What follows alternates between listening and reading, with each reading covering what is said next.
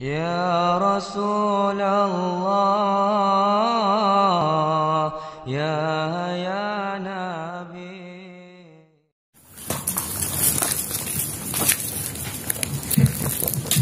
Assalamualaikum warahmatullahi wabarakatuh. Alhamdulillah wa syukurillah wa la hawla wa la quwwata illa billah amma ba'd.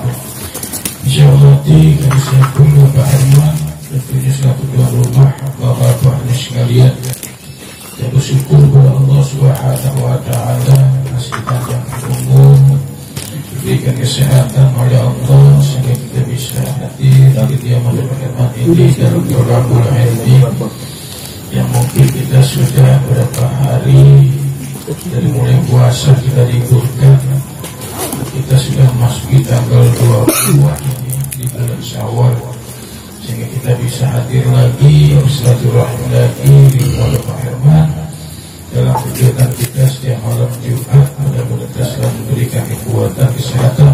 Amin.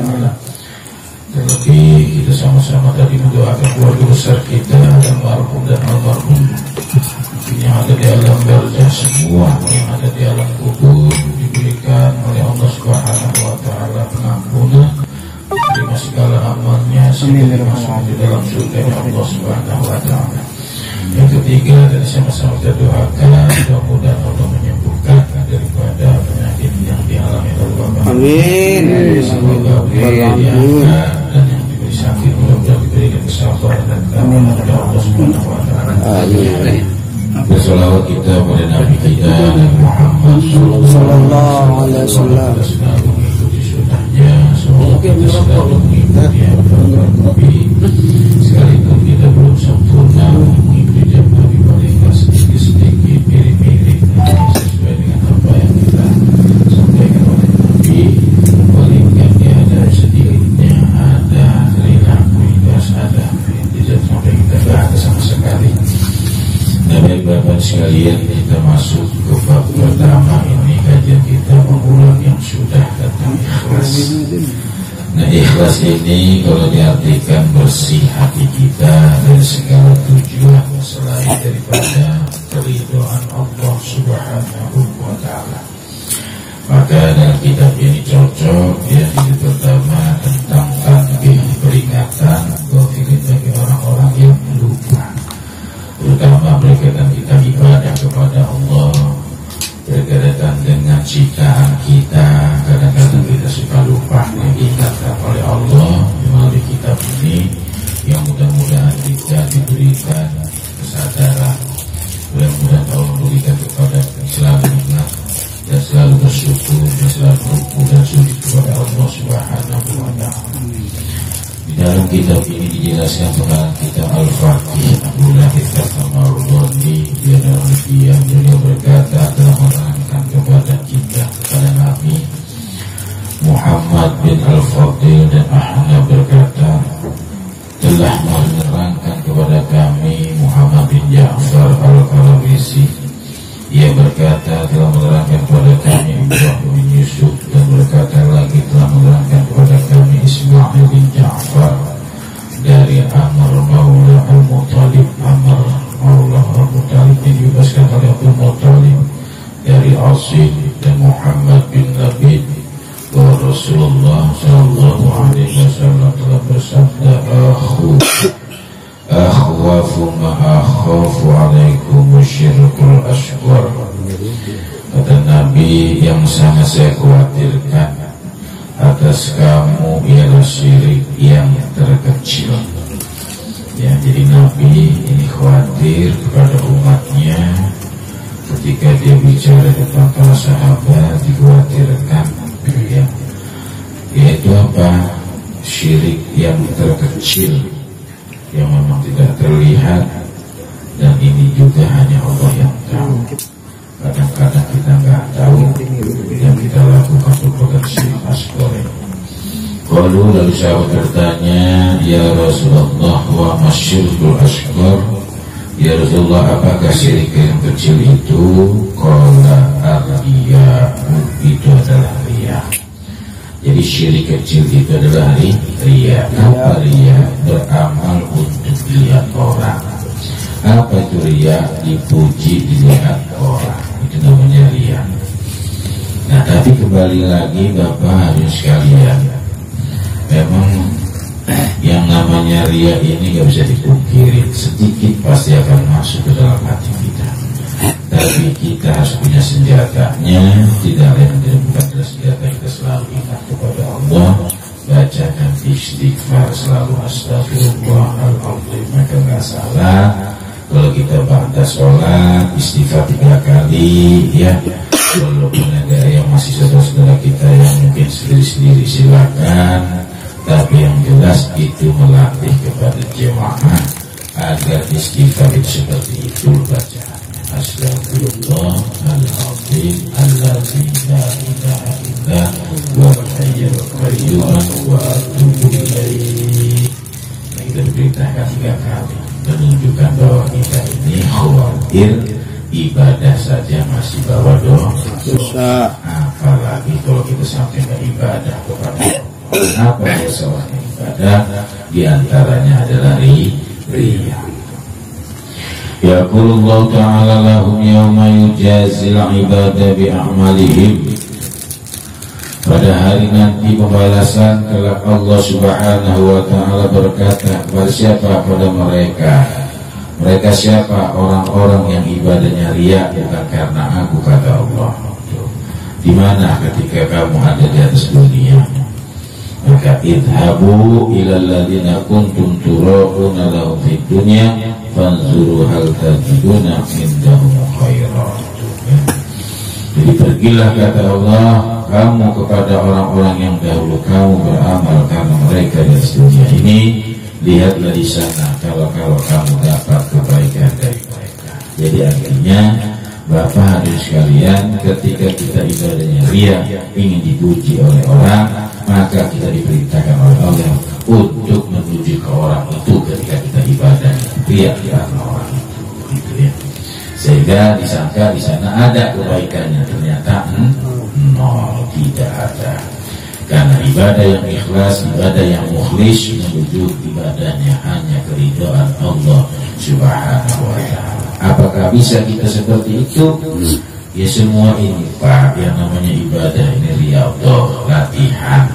Jadi latihan kita kepada Allah terus, makanya kita ibadah 5 waktu ditambah plus dengan sunnah-sunnahnya, agar kita yakin, agar kita bisa mengikis dari sifat-sifat penyakit hati itu. Salah satu antaranya adalah riya. Nah, jadi riya ini Pak, kalau sudah terbiasa ya, ini khawatirnya kita ibadah selamanya riya. Tapi kalau kita sudah bisa mengikisnya sedikit, ya ibadah dia biasa aja. Lihat orang dan lihat orang sama aja ibadah. Ini yang repot ini baru-baru, jadi kadang-kadang ya, waduh ini kalau nggak begini, waktu lihat orang, aku mau keliling lah, jadi kelihatan orang, nanti nggak bisa. Yang seharusnya cuma 2 langkah ke musola, karena mau dibilang muter keliling, di mana biasa gitu, kunjungan, gitu ya. Bapak-bapak sekalian, namun ya ini beramalnya untuk dilihat orang, dipuji lihat orang. Makanya setiap dipuji oleh manusia tunggu kehinaan. Tapi kalau pujian kita dipuji oleh orang lain, kembali pujian kepada Allah subhanahu wa ta'ala, insya Allah kita terpelihara. Sama orang dipuji, ini ganteng dong, nah, sudah nih, bisa pelan, cuma lebih ganteng, sudah sombong namanya. Dia nggak tahu ya kita akan ini loh, kalau apa lagi lebih bagus dari apa yang kamu katakan. Jadi pujian ini yang bagus kembali kepada Allah subhanahu wa ta'ala. Kalau cuma macet sampai situ bahaya Pak. Nah, dikatakan oleh mereka sedemikian itu karena amal perbuatan mereka ketika di dunia secara tipuan, secara tipuan di sini artinya dia menipu Allah. Maka dibalas oleh Allah subhanahu wa ta'ala dengan firman-Nya, yukhadi'una Allah wa huwa khadi'uhum. Allah juga akan membalas cara tipuan kalian. Mereka tadi yang ibadahnya bukan karena aku, hanya sebatas ingin dipuji oleh manusia, dan membatalkan semua amal perbuatan mereka. Hari juga batal Pak, di dunianya batal, apalagi sampai ke akhirat nggak ke bawah. Maka wajar ketika disampaikan oleh Allah dalam Al-Quran itu bahwa orang-orang yang ibadahnya ingin dipuji, ingin dilihat oleh orang, sehingga Allah perintahkan agar kamu memuji orang yang benar, kamu diperlihatkan ibadah kamu oleh orang, sehingga dilihat sampai ada nilai kebaikan, padahal tidak ada sedikit pun, kecuali yang melekat adalah orang-orang yang ibadah karena keridhaan Allah Subhanahu wa Ta'ala. Nah, Allah membalas secara tipu mereka dan membatalkan semua amal perbuatan mereka, karena kamu dahulu tidak beramal untukku, kata Allah, maka pembalasan amalmu tidak ada padaku sedikit pun. Sebab tiap amal yang tidak ikhlas kepada Allah maka tidak sampai kepada Allah. Karena itu tiap amal yang dikerjakan tidak karena Allah dan karena lainnya selain daripada Allah, maka Allah lepas tangan daripadanya. Ini benar-benar harus ada. Bila seperti itu ya. Jadi kita belajar Pak di dalam arti ikhlas di sini memang sulit. Tapi sesulit apapun, yang penting kita ingat ibadah kepada Allah Subhanahu wa Ta'ala. Kita harus kembalikan itu semua kepada Allah. Kita itu bisa karena kita dan keilmuan kita belum sampai seperti orang-orang yang sudah menyatu dirinya kepada Allah Subhanahu wa Ta'ala. Kalau yang diri sudah menyatu itu tahu nggak ada pikiran, yang sampai dia ibadah aja lagi dengan manusia. Pengen dilihat kambing ini nggak boleh. Kalau sudah ibadah, aku mau ibadah ke kambing banyak, ngombe kayak ibadahnya kalau dia bisa ibadah ke kambingnya ibadah ngombe, berarti luar biasa ibadah kita seperti itu. Ya nggak seperti itu ya. Nah kembali Bapak Tuhan sekalian, mudah-mudahan kita diberikan oleh Allah Subhanahu wa Ta'ala kemurnian bersih hati kita kikis caranya dengan banyak zikir kepada Allah Subhanahu wa Ta'ala, karena yang sempurna adalah Allah, yang nggak sempurna adalah kita. Maka segala macam ibadah yang memang belum sempurnanya kita, maka kita serahkan semuanya ya kepada Allah Subhanahu wa Ta'ala dan minta kita keridhaannya agar semua ibadahnya nanti tertuju kepada Allah Subhanahu wa Ta'ala. Itu saja, kurang lebihnya saya mohon maaf kepada Allah Subhanahu wa Ta'ala. Akhir kalam, assalamualaikum warahmatullahi wabarakatuh. Waalaikumsalam.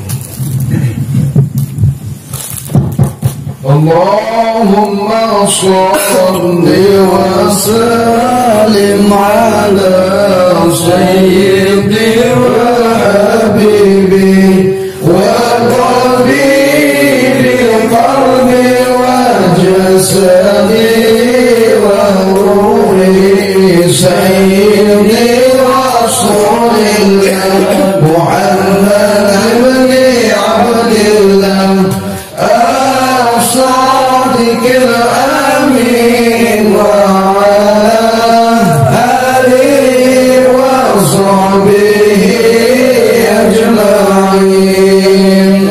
اللهم صل وسلم على سيدي وحبيبي وطبيبي قلبي وجسدي وروحي سيدي رسول الله محمد بن عبد الله الصادق الأمين وعلى آله وصحبه أجمعين.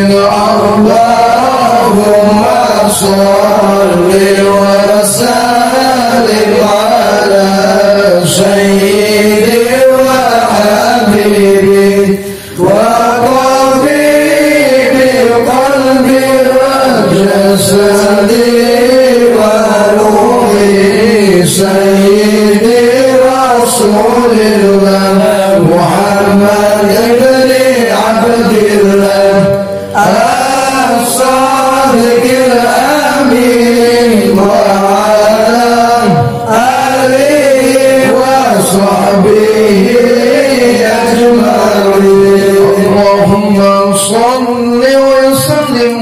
وبارك عليه